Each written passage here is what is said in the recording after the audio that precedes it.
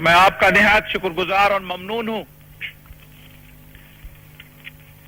کیونکہ آج آپ نے سب نے بڑی تکلیف اٹھائی ہے اور دور راز علاقوں سے آئے ہیں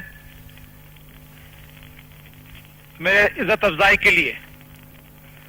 لیکن حقیقت یہ ہے کہ میں خاص آیا ہوں اسلام آباد سے آپ کی عزت افزائی کے لیے, آپ کا خیر مقدم کرنے کو, آپ کو مبارک دینے کے لیے, کیونکہ جو آئین کی کامیابی رہی ہے وہ پاکستان کے عوام کی کامیابی ہے اور اس میں آپ سب کا ہاتھ رہا ہے.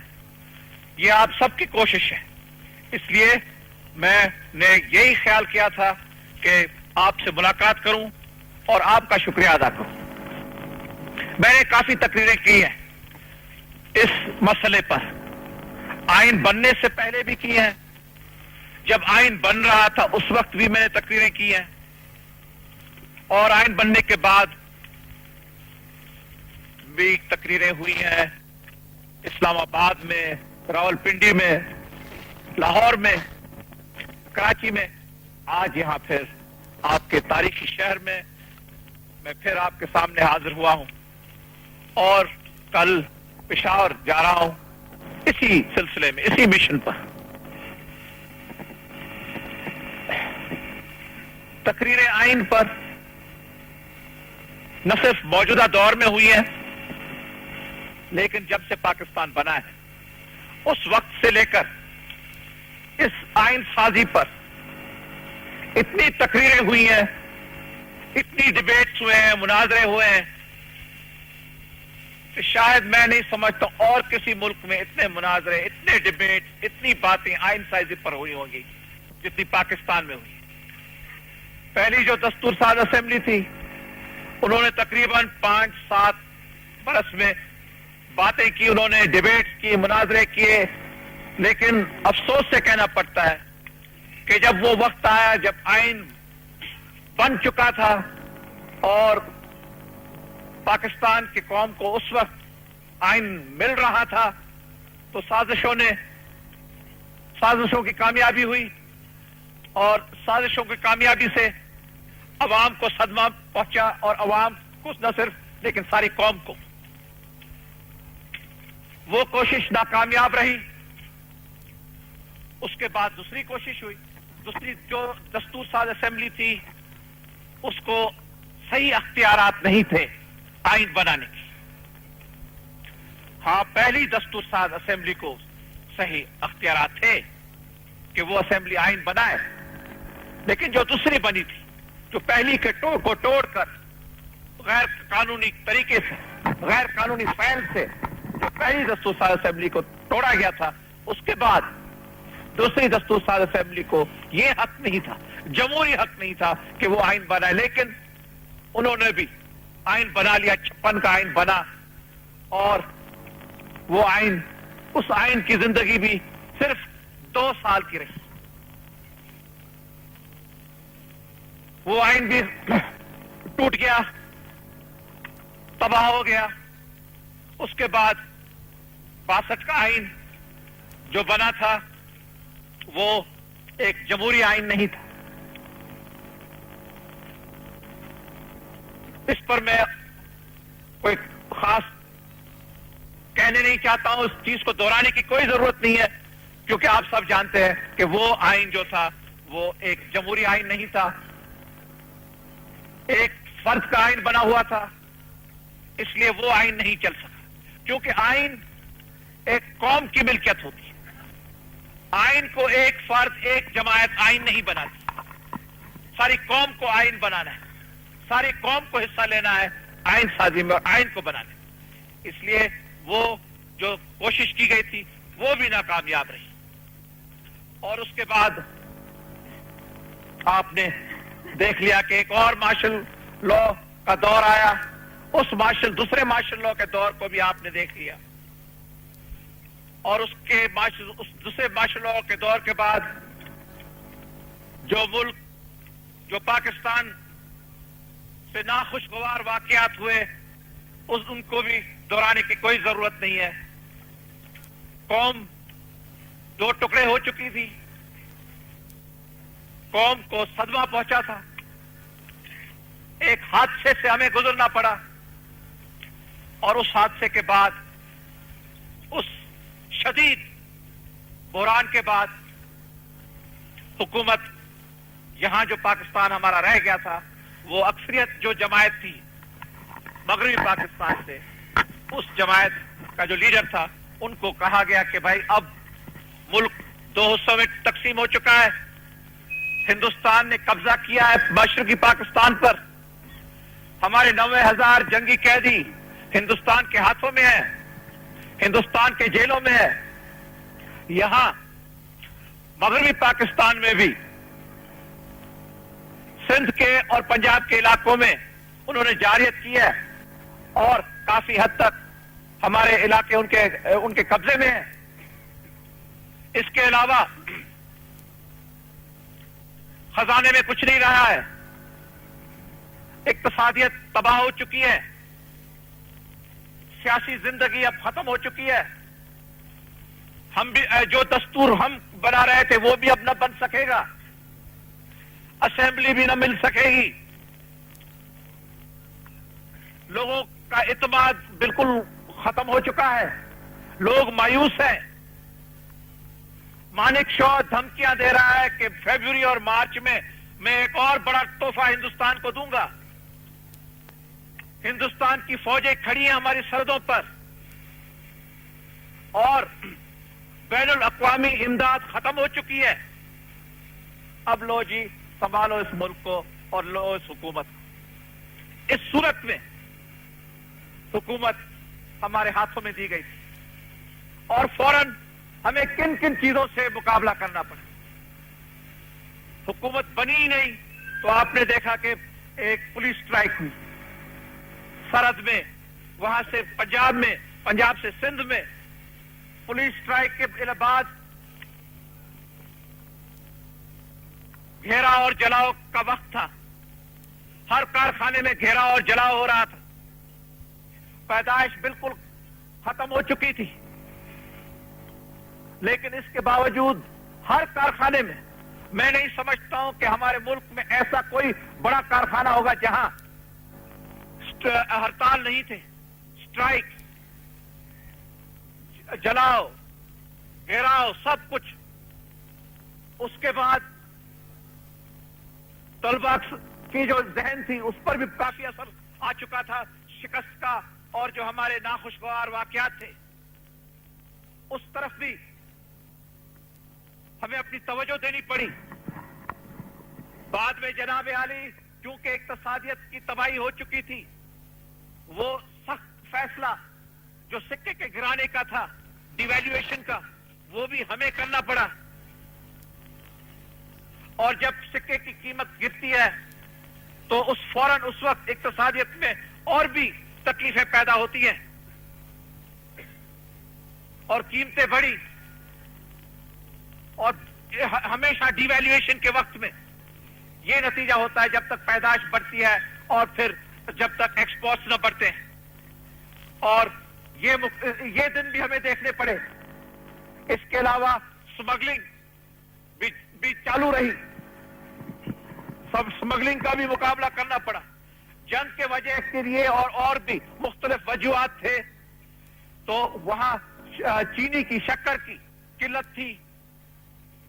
شکر کی قلت کے علاوہ گندم کی بھی قلت تھی, کیونکہ یہاں کراچی میں ہندوستان کی نیوی نے بلاکیڈ کیا تھا, تو گندم بھی باہر سے جو آ رہی تھی وہ نہ پہنچ سکی پاکستان.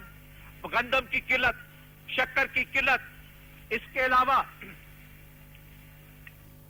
اور بھی جو اقتصادیت کی تکلیفیں تھیں. ہاں, ڈیزل آئل, کیونکہ جنگ کے وقت میں بمباری ہوئی تھی, ڈیزل آئل بھی ملک میں اس کی بھی قلت تھی. اس کے علاوہ بیرونی طرف بھی ہمارا توجہ تھا. ہندوستان کے رویے کو ہمیں اچھی طرح سے دیکھنا تھا, اور بھی جو ہمارے ہمسایہ ملک ہیں کیا ان کا رویہ تھا اس پر بھی ہمیں اپنی نظر رکھنی تھی. جو عظیم مملکتیں ہیں ان کا اب کیا رویہ ہونے والا ہے پاکستان پر. پاکستان اب تقسیم ہو چکا ہے، کیا وہ کوئی تبدیلی لائیں گے اب اپنی پالیسی میں؟ دنیا میں کیونکہ ہندوستان کا پروپیگنڈا بہت زبردست تھا، تو وہاں بھی آپ کو معلوم ہے کہ کتنا پاکستان کے خلاف پروپیگنڈا ہو چکا تھا، اس کا مقابلہ کرنا پڑا۔ اس کے ساتھ ساتھ اسی وقت اصلاحات ہم نے نافذ کیے اس مشکل وقت میں، کیونکہ ہمارا یہ قوم کے ساتھ وعدہ تھا، غریب عوام کے ساتھ وعدہ تھا۔ کتنے اصلاحات ہیں ہم نے اس مشکل وقت میں، اور اس مشکل وقت میں ابھی بھی میں نہیں کہتا ہوں کہ ہم بحران سے گزرے ہیں، لیکن جب پیدائش ایک طرف سے بالکل گری ہوئی تھی، اس وقت تنخواہوں کو بڑھانا کوئی آسان بات نہیں تھی۔ نہ صرف تنخواہیں بڑھانی پڑی اور اصلاحات بھی تھے۔ تعلیمی پالیسی پر کتنا فوراً خرچ کرنا پڑا، اور دفاع کے لیے، کیونکہ وہ تو اس سے سب سے زیادہ ضرورت اس کی تھی۔ وہ اتنے نقصان کے بعد، اتنے مشرقی پاکستان میں جو ہمارا نقصان ہوا تھا، یہاں بھی اس کے بعد سب سے پہلے تو خراجات دفاع کے لیے ہمیں ڈھونڈنے تھے، وہ ڈھونڈے ہم نے۔ دفاع کی جو کچھ ہم سے حکومت سے اس صورت میں ہو سکتا تھا ہم نے کیا، اور وہ میں کہتا ہوں آپ کو اتنا کیا کہ جو مارشل لاء کی حکومت کے وقت میں دیا جاتا تھا وہ بھی اس وقت نہیں ملتا تھا، نہ صرف یحییٰ خان کے وقت میں لیکن ایوب خان کے وقت، کیونکہ جو ہمارے اس کے فائنانس کے ماہرین ہیں انہوں نے ہمیں بھی ڈرایا، کہا کہ یہ کیسے کر سکو گے آپ، اتنی رقم آپ نہیں دے سکو گے۔ ان کو بھی ایسے کہتے تھے کہ جی یہ اگر آپ نے اتنا خرچ کیا اس چیز پر تو یہاں نقصان ہوگا، وہاں نقصان ہوگا، یہ نہ ہو سکے گا، تو وہ پھر ان ماہرین کو سن کر وہ پھر پیچھے ہٹ جاتے تھے۔ تو وہ ماہرین، ان کا فرض تھا، وہ ہمارے پاس وہ بھی آئے، انہوں نے کہا یہ آپ نہیں کر سکو گے اتنا خرچ، یہ اتنی رقم آپ نہیں دے سکو گے۔ میں نے کہا نہیں، ملک کی حفاظت پہلے کرنی ہے، آپ ماہرین ہیں لیکن ہم بھی ان باتوں کو تھوڑا بہت جانتے ہیں، ٹھیک ہے کچھ نہ کچھ رسک لینی پڑے گی لیکن ہم دیں گے۔ لیکن وہاں خرچ، تعلیمی پالیسی پر خرچ، لیبر پالیسی پہ، مزدوروں کی پالیسی پہ خرچ، اور جو اصلاحات ہوئے، زرعی اصلاحات ہوئے، یہ اپنے صحت کے اصلاحات ہوئے، تنخواہیں بڑھی، نہ صرف مزدوروں کی، دوسروں کی بھی جو سرکاری ملازم تھے۔ اس کے علاوہ ایک معاہدہ کیا صوبائی حکومتوں کو بنانے میں، اس معاہدے پر جو نہ رہے دوسرا معاہدہ کیا، صوبائی حکومتیں بنی، مرکز میں حکومت بنی۔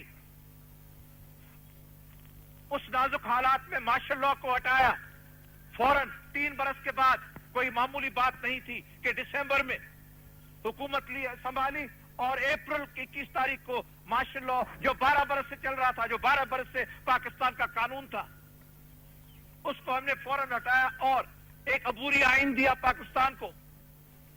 عبوری آئین کے بعد پھر جو ترقی ہوئی، پہلا معاہدہ ہوا 20 اکتوبر کا، اس کے بعد دوسرا معاہدہ لاہور میں، اور اب آج 10 اپریل کو آخرکار ایک منزل پر تو ہم جا کے پہنچے ہیں۔ ایک جو بنیادی بات تھی اس میں تو کم از کم ہم 25 برس کے بعد کہہ سکتے ہیں کہ اللہ تعالیٰ کے فضل میں اس چیز میں ہم کامیاب ہوئے۔ یہ تو ہم اب دعویٰ سے کہہ سکتے ہیں، خوشی سے کہہ سکتے ہیں۔ تو نامنظور کرنے کے بعد 25 برس نامنظور کر کے ایک چیز تو منظور کی آخر 25 برسوں کے بعد، اور وہ کس نے منظور کی؟ وہ ایک فرد نے منظور نہ کی، ایک جماعت نے منظور نہ کی، سب جماعتوں نے، ہر ایک جماعت جو جن کی نمائندگی تھی قومی اسمبلی میں۔ اب کون کہہ سکتا ہے کہ یہ آئین جمہوری آئین نہیں ہے؟ وہ کوئی نہیں کہہ سکتا ہے کہ یہ وفاقی آئین نہیں ہے۔ کوئی دشمن پاکستان کا، کوئی دوست پاکستان کا، کوئی خیر خواہ نہیں کہہ سکتا ہے کہ یہ اسلامی آئین نہیں ہے۔ تو تینوں بنیادی اصول اس آئین میں ہے کہ یہ آئین جمہوری آئین ہے، یہ آئین وفاقی آئین ہے، اور یہ آئین اسلامی آئین ہے۔ تو اب ایک اور بات آخری، آپ نے دیکھا ہوگا کہ مرکزی حکومت نے فیصلہ کیا ہے کہ جو قرض بلوچستان کو دینے تھے اور سرحد کو، مرکزی حکومت کو، وہ قرض ہم وصول نہیں کریں۔ وہ قرض معاف کیے گئے اور یہ ہم وصول نہیں کریں گے. لیکن اس پر دوسرے دو صوبوں میں غلط فہمی نہیں ہونی چاہیے. اور اگر قوم کے خاطر اگر یہ قربانیاں کرنی بھی پڑی دوسروں کو تو ٹھیک ہے, یکجہتی کے لیے یہ قربانیاں ہوتی ہیں, نہیں تو پھر اتفاق اور اتحاد اور لوگ مستحکم نہیں ہوتے. تو اس لیے کبھی کبھی قربانیاں کرنی پڑتی جن پسماندہ علاقوں کے لیے اور ان علاقوں کے لیے جن کے ساتھ کوئی نہ کوئی ماضی میں ناانصافی ہوئی ہوگی. لیکن اس بات میں یہ غلط فہمی جو ہے یہ میں دور کرنے چاہتا ہوں.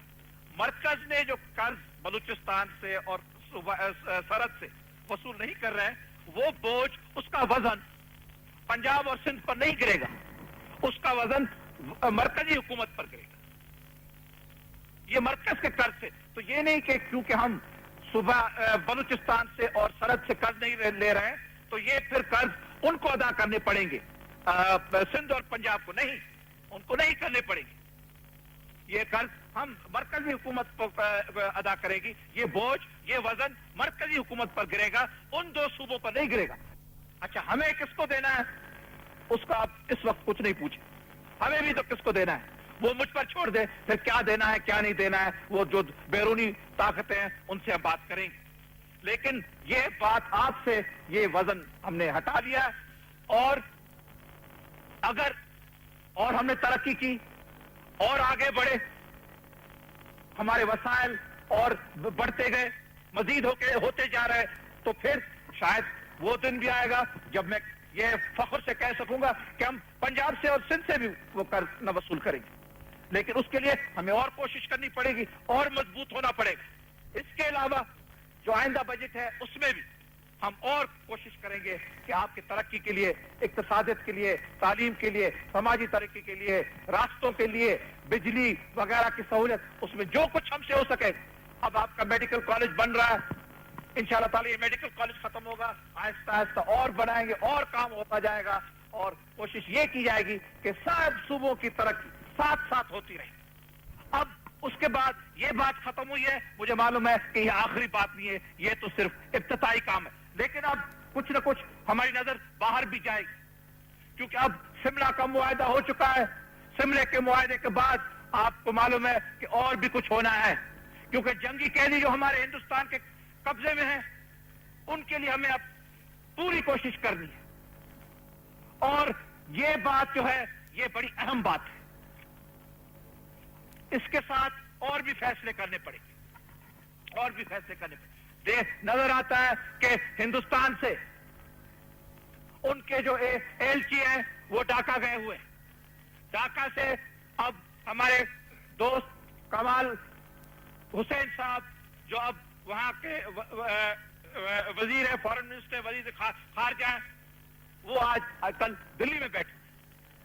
یہاں میرا آواز تو میرے دوست کو نہیں پہنچ سکے گا, کمال حسین, شاید اقبال کے ذریعے سے ان کو وہ شاید سنیں گے جو میں کچھ کہنے چاہتا ہوں. میں ان کو کہنے چاہتا ہوں کہ اب اگر آپ دلی میں ہیں تو ذرا آپ بھی اچھے ٹھنڈی دل سے سوچیں, اور اگر آپ انصاف کریں گے تو اس انصاف کے نتیجے کو پہنچنے پر آپ اور بھی باتیں سوچیں گے. آخر مجیب الرحمان تو وہاں کا لیڈر ہے, وہ ان کا عظیم لیڈر ہے, وہ یہاں گرفتار تھا, وہ ہمارے قبضے میں تھا, ہمارے قابو تھا. جو یحییٰ خان کی حکومت اس کے ساتھ کرنے والی تھی, اس نے خود کہا ہے ڈھاکہ میں کہ ان نے کیا فیصلہ کیا تھا. لیکن جب ہماری حکومت آئی اس وقت ہمیں بھی ایک اہم فیصلہ کرنا تھا. کیا وہ فیصلہ تھا کہ ہم مجیب الرحمان کو یہاں رکھیں کہ ان کو رہا کریں. اگر ان کو یہاں رکھیں گے تو اس کا اثر کیا ہوگا, اس کا نتائج کیا ہوگا. اگر ان کو وہاں بھیجتے ہیں تو ان کا اثر کیا ہوگا. تو مجیب الرحمان کو جو رہا کیا وہ تو ٹھیک تھا, وہ ان کے عظیم لیڈر تھے. لیکن میں اپنے ساتھی کمال حسین کو کہنے چاہتا ہوں کہ میرے دوست, تم بھی تو ہمارے جیل میں تھے, تم بھی گرفتار تھے, اور تمہارے لیے کم از کم ہندوستان کی حکومت پاکستان پر حملہ نہ کرتی. مجیب الرحمان کے لیے شاید کر سکتی تھی, لیکن آپ کے لیے میرے دوست تو ہندوستان کی حکومت حملہ نہ کرتی. تو اگر مجیب الرحمان کو ہم نے رہا کیا تو آپ کہہ سکتے ہیں کہ کوئی وجوہات تھے, بڑے وجوہات تھے اور اس لیے رہا کیا. آپ کو بھی تو کیا, لیکن آپ کو بھی اسی وقت ان کے ساتھ اسی جہاز میں بیٹھ کے روانہ کروایا. نہ صرف آپ لیکن آپ کی بیگم صاحب کو بھی آپ کے ساتھ بھیجا, آپ کے بچوں کو بھی ان کے ساتھ بھیجا. اس کے بعد آپ کی ماں یہاں تھی, ان کو بھی ہم نے مشرقی پاکستان میں اجازت دی جانے کی. اور ان کی جو بیگم صاحب تھی وہ مشرقی پاکستان کی نہیں تھی, وہ مغربی پاکستان کی تھی, وہ سندھ کے صوبے کی تھی. تو اگر آپ کا اس پر حق تھا تو ہمارا بھی اس پر کوئی حق تھا اس کو یہاں رکھنے کے لیے, لیکن ہم نے ان کو رہا کیا, آپ کے ساتھ ان کو بھیجا. اب آپ کیوں کہہ رہے ایسی ایسی تقریریں کر رہے ہیں؟ کم از کم آپ بھی یاد رکھیں, آپ ہمارے محتاج تھے, یعنی اس قوم کے میرے نہیں. وہ دن بھی تو آپ یاد رکھیں جب آپ جا کے دلی میں بیٹھ کے اور ہر قسم کا بیان دے رہے ہیں کہ ہم یہ قبول نہیں کریں گے, ہم کسی صورت میں جنگی قیدیوں کو جانے نہیں دیں گے, ہم مقدمے چلائیں گے. تو وزیر خارجہ صاحب, اس وہ دن بھی یاد کرو جب ایک کونے میں آپ بیٹھے تھے اور ہل رہے تھے, اور اس وقت اگر ہم ایسی بات کرتے تو کہاں جا کے بات پہنچتی. تو اگر ایک طرف سے فراخ دلی ہوتی ہے تو دوسری طرف سے بھی فراخ دلی ہونی چاہیے. اگر مسلمان یہاں کا ہاتھ آگے بڑھاتا ہے تو مسلمان کو وہاں کا ہاتھ بھی آگے بڑھانا چاہیے. تعاون اور ترقی اس قسم کی ہوتی ہے, اسی طریقے سے ہوتی ہے. اور جہاں تک وزیر اعظم ہندوستان کا سوال ہے, انہوں نے کہا ہے اپنی تقریر میں کہ جی میں نے دعوت دی بھی ہے, نہیں بھی دی ہے. میں نے دعوت دی ہے, میں نے انہیں دعوت دی ہے, کیونکہ صرف مذاکرات کے ساتھ یہ فیصلے حل ہو سکتے ہیں. اگر ان کے ذہن میں کوئی غلط فہمی ہے کہ دعوت نہیں دی گئی ہے تو میں پھر ان کو دور کرنے چاہتا ہوں اور ان کو کہتا ہوں کہ بڑی خوشی سے آپ آئیے, ہم نے آپ کو دعوت دی ہے. ہم شملہ گئے تھے, اب آپ کی باری ہے, آپ آئیں اور دیکھیں اس ملک کو, اس مضبوط ملک کو, اس مضبوط قوم کو, ان لوگوں کو جن کو اللہ تعالیٰ کسی صورت میں شکست نہیں دے سکتا ہے, جن کا مستقبل عالی شان ہے اور جو بڑی منزل پر پہنچیں گے. اور ان کے بچے کہیں گے کہ یہ پاکستان جو ہے, یہ ان کا پاکستان ہے, اور اس پاکستان کے لیے, اس سرزمین کے لیے وہ ہر قربانی کرنے کے لیے تیار ہیں. اور ان باتوں کے بعد میں آپ کا پھر شکریہ ادا کرتا ہوں. آپ نے بڑی تکلیف اٹھائی ہے, آپ مجھ پر بڑی مہربانی آپ نے کی ہے, اور انشاءاللہ تعالی آئندہ بھی میں آپ کے ساتھ رہوں گا. میں کوشش کروں گا پھر آنے کی. مجھے لسبیلے کا بھی دورہ کرنا ہے, مجھے مکران کا بھی کرنا ہے, مجھے ہر علاقے کا, بلوچستان کے علاقے کا دورہ کرنا ہے, اور خاص کر کے ڈیرہ بگٹی کا کرنا ہے. تو پھر ڈیرہ بگٹی بھی جائیں گے, سب دوستوں سے, سب رفیقوں سے ملیں گے, جو حزب اختلاف والے ہیں ان سے بھی ملیں گے, جو ہماری جماعت کے ہیں ان سے بھی ملیں گے. السلام علیکم.